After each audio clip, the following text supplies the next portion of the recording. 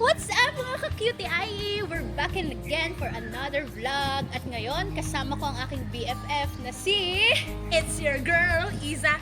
Cutie! At ngayon, sasamahan niya akong mag-tour sa automotive shop. Kaya BFF, let's go! Alam mo ba, BFF, may kinuha akong expert for today's video. Talaga, sino naman yung BFF? Ay, ito na pala siya, BFF. Hoy, kamusta na po? Hello!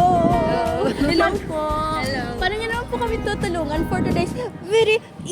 So ngayon, itutur ko kayo sa ating automotive shop at ngayon, na-explain ko sa inyo kung ano yung iba't ibang gawain ng benchwork pero bago tayo magsimula, gusto ko malaman nyo muna ang safety pag pumasok kayo sa ating room. So, need laging alert tayo sa mga bagay na ginagawa natin at saka lumayo tayo sa mga things na hindi natin ginagamit. So, tara! Napaka-angas naman ako ang BFF. Let's go! Let's go!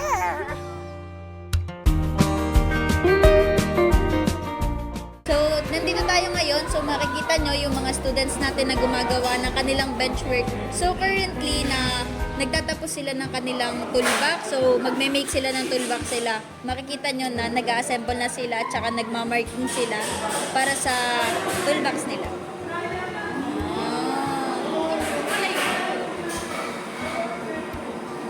Ito ay make lang sa GIC sheet yan. GIC sheet ko. So BFF, tanungin naman natin kung ano mga ginagawa ng mga are. Let's go! Sure, makaya-asya tayo din eh. So ano naman po ginagawa nyo dyan? Ako ay nagkakat. Ito ay yung shears na ginagamit sa benchwork pangtanggal ng excess ng mga Shit. sheets. O BFF, di na naman tayo maka-isyososo kay Ateng. Ano naman po yan? So, ano po, chine-chisel ko yung mga parts na hindi siya kayang gupitin ng sneers. Mas dito BFF, dami ko natututunan. Tara, hanap pa tayo ng mga ibang ginagawa. Let's go! So, saan naman po ang next natin? So next, papakita ko sa inyo kung paano mag-fold ng GIC sheet natin. So nandito yung student natin at ito yung machine natin pang fold. Ginagamit natin ito para magkaroon tayo ng malinis na pag-fold kasi hindi naman natin kayang i-fold, lalo na yung matitigas na bagay. So first step, ilalagay natin yung GIC sheet kung saan natin gusto i-fold. Tapos, tuko natin to, down, tapos up. Okay, then down. At ito na yung fold natin na GIC sheet. So yan, makikita nyo na tuwid siya. Yan. Ganun na kapag ito yung ginamit natin. Pulidong pulido, bes! Dami ko natutunan dito, BFF. Buti na lang nakuha mo tong si Madam. So nandito na tayo sa last station natin. Ito lahat yung mga na-fold natin at nakat natin.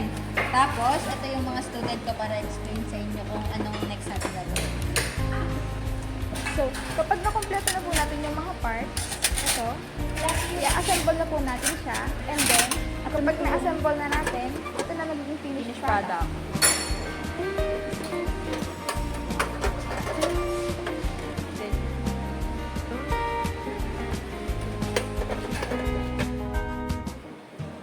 So, ano naman yung mga natutunan nyo at insights doon nagpunta tayo sa automotive shop? Para sa akin, sobra akong na-amaze na dahil sa pag-oobserba ko lang na pwede po pala yun na makagawa tayo ng iba't ibang mga produkto gamit lang ating hand tools. Ikaw, BFF, Para ano sa akin natutunan naman, ang sarap sa feeling na hardworking ka, na gusto mong makagawa ng isang bagay or product gamit lang yung mga kamay at sa tulong na rin ng hand tools. So, basta, wag natin laging kalilimutan ang safety. Okay? Pag tayo gumagawa ng isang product at saka sa paggawa natin ng product na yon, nakikita natin kung paano talaga natatapos ang isang product at saka kumbaga yung may achievement na tayo sa sarili natin. Thank you so much po, Madam. Sana nag-enjoy kayo. Yes, at Balik kayo dito. Yes, BFF, dahil dyan, i-end na po namin ang aming vlog. Still next time, like, share, and subscribe.